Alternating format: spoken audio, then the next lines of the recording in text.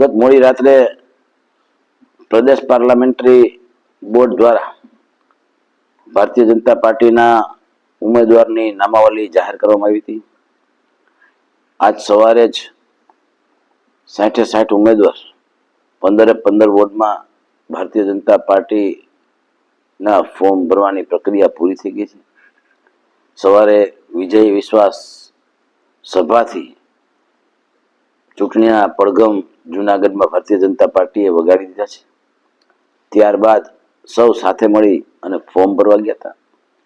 આગામી દિવસોમાં કોર્પોરેશનનું election Bharatiya Janata party કોઈ પણ ઇલેક્શન હોય તો માનનીય પ્રધાનમંત્રી આદરણીય નરેન્દ્રભાઈ મોદી સાહેબ, ગુજરાતના મુખ્યમંત્રી આદરણીય ભૂપેન્દ્રભાઈ, સંગઠન પ્રમુખ આદરણીય CR પાટીલજી અને રત્નાકરજીની સીધી દેખરેખ નીચે આ મ્યુનિસિપલ કોર્પોરેશનની ચૂંટણી વિકાસના મુદ્દે ભારતીય જનતા પાર્ટી લડવાની છે. જે રીતે છેલ્લી 2 ટર્મ થયા, વચ્ચે એક ટર્મ બ્રેક થયું, એની પહેલા પણ એટલે 15 વર્ષ ભારતીય જનતા પાર્ટીનું શાસન હતું. છેલ્લા ગત 5 વર્ષમાં ભારતીય જનતા પાર્ટીએ કરેલા કામોને લઈને લોકો વચ્ચે જવાની વાત છે. ભારતીય જનતા પાર્ટી જ્યારે ચૂંટણી લડવાની હોય, ગઈ વખતે ચૂંટણી લડી ત્યારે એનો મેનિફેસ્ટો જાહેર કરવામાં આવ્યો હતો. એ મેનિફેસ્ટોનો લગભગ બધા જ કામો પૂર્ણ થયા છે.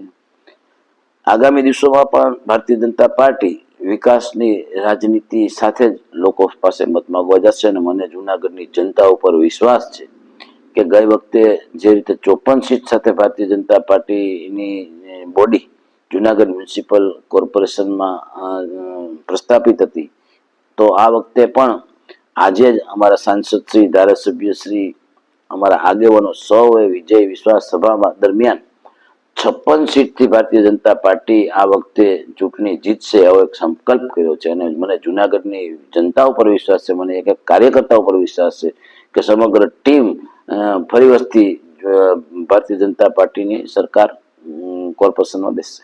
કેટલા રિપીટ કરાયા છે? બીજું 60 વર્ષની ઉપરની જે વાત છે, કેટલા નવા ચહેરા?